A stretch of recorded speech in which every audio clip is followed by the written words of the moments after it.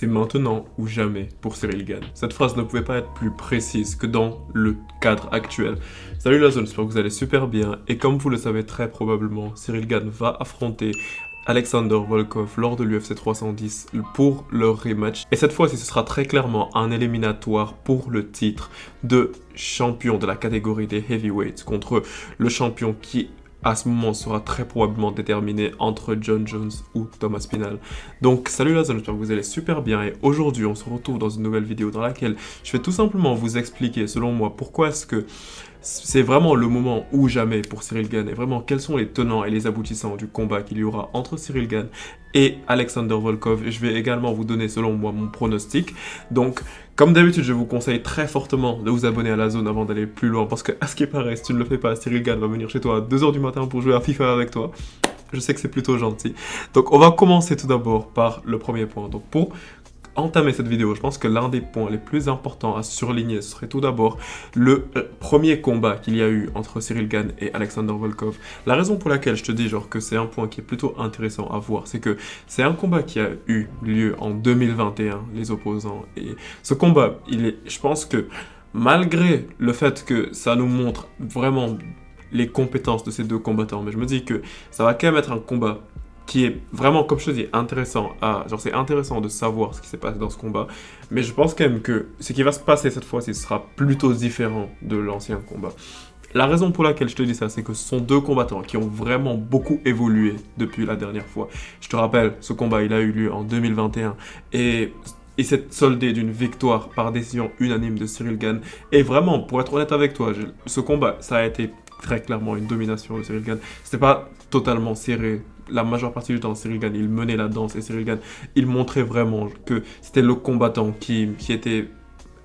C'était vraiment un combattant installé. C'était le futur de la division des heavyweight. C'était vraiment à l'époque à laquelle Dana White était un petit peu en train de promouvoir partout Cyril Gane en disant que c'est un combattant de la catégorie des heavyweight mais qui se déplace un petit peu comme un welterweight ou un middleweight. Je sais que là où on en est maintenant, après qu'il y ait eu le problème avec John Jones et tout, Cyril Gane, il a vraiment perdu en crédibilité. Genre, les gens, ils disent que ouais, c'est un combattant éclaté au sol, qu'il est finito et tout ça.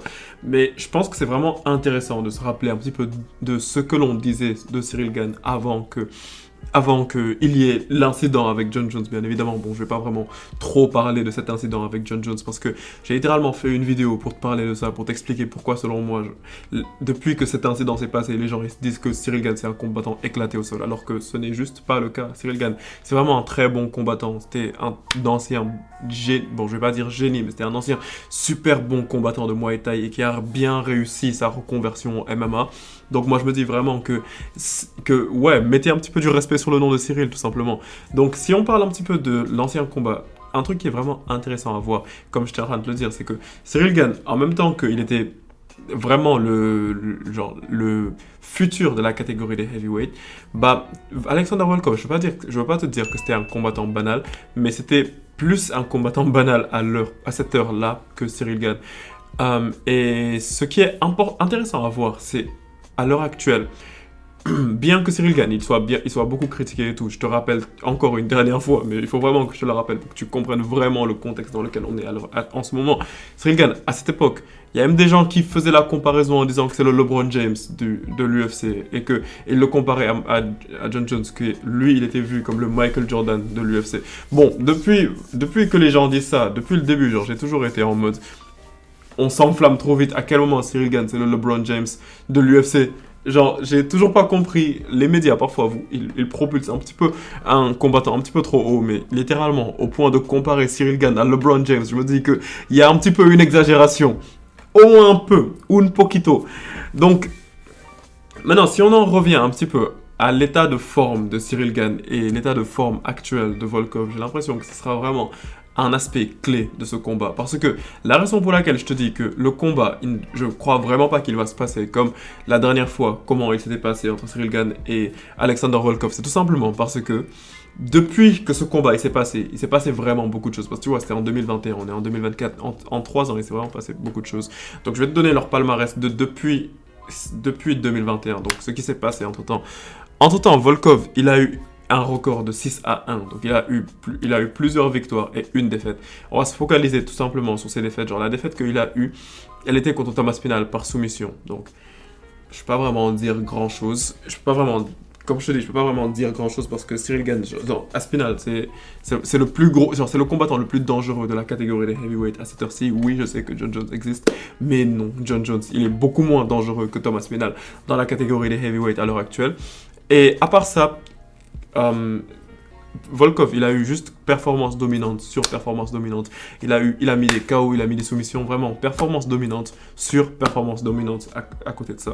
De son côté, Cyril Gane, qu'est-ce qu'il a eu? Bon, si je te parle de Cyril Gane depuis 2021, il a eu un record de 3 victoires pour 2 défaites.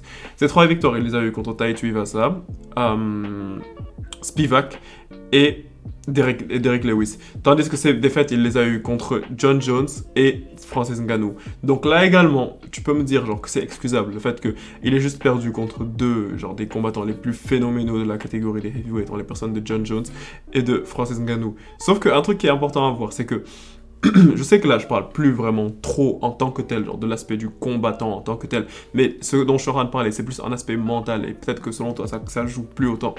Mais je me demande, est-ce que Cyril Gane, bien qu'après ça, il est encore combattu, mais est-ce que l'impact de John Jones, on va encore le voir ce samedi dans l'octogone? Est-ce que, genre, comment se battra Cyril Gane après cette défaite cuisante qu'il a eue contre John Jones? Je sais pertinemment, genre, qu'il s'est déjà battu après ça, mais là, je parle vraiment, genre, de comment est-ce qu'il va se battre contre un adversaire du calibre de Volkov, parce que comme je suis en train de te le stipuler, genre juste avant, Volkov, depuis sa défaite contre Cyril Gane, c'est vraiment un combattant, je te dirais, quasiment différent. Et c'est un combattant qui est très très très dangereux. Très récemment, pendant cet été, il s'est battu littéralement contre Sergei Pavlovich. Sergei Pavlovich, qui était déjà un de ses anciens sparring partners, mais qui était également genre l'un des combattants les plus dangereux de la catégorie des heavyweight. Tu peux me dire genre que c'est lié au fait qu'il soit fait battre par Thomas Spinal avant par KO, qui a fait que maintenant il est peut-être un petit peu moins dangereux. Mais n'empêche que moi je me dis que Sergei Pavlovich, c'est Sergei Pavlovich, et Sergei Pavlovich c'était vraiment un tueur, c'était vraiment une vraie menace dans la catégorie des heavyweight. Et le fait que Volkov il ait réussi à avoir une performance très dominante contre Sergei Pavlovich, moi je me dis que honnêtement, genre déjà clairement ça lui justifie littéralement son shot contre Cyril Gane de sorte à ce que s'il le gagne, il obtienne un title shot. Donc honnêtement, moi je me dis que ce combat, il va être serré. Déjà, ça c'est le premier point genre sur lequel je pense qu'on devrait insister, c'est que ce combat il va être serré, ça va pas être en mode, je suis vraiment sûr à 100%, ça va pas être un combat qui va aller dans un seul sens. Je suis quasiment sûr qu'il y aura des moments où Volkov il va vouloir mixer de la lutte et tout ça, mais c'est là également que je me dis que c'est intéressant, ce serait vraiment intéressant de voir Cyril Gane au sol en fait, genre pour voir est-ce que Cyril Gane après l'humiliation qu'il a subie contre John Jones, est-ce qu'il a vraiment, comme tout le monde lui disait, est-ce qu'il a vraiment appris à lutter? Est-ce qu'il a vraiment appris à se débrouiller au sol? Et je suis quasiment sûr que, étant donné comment tout le monde parle genre de la lutte de Cyril Gane, je suis sûr à 100% que Volkov va vouloir l'amener au sol et lui montrer la lutte russe.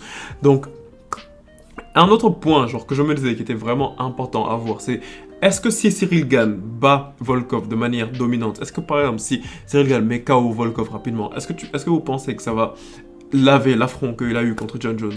Là, honnêtement, c'est plus une question que je te pose et je suis pressé de savoir ce que tu en penses dans les commentaires.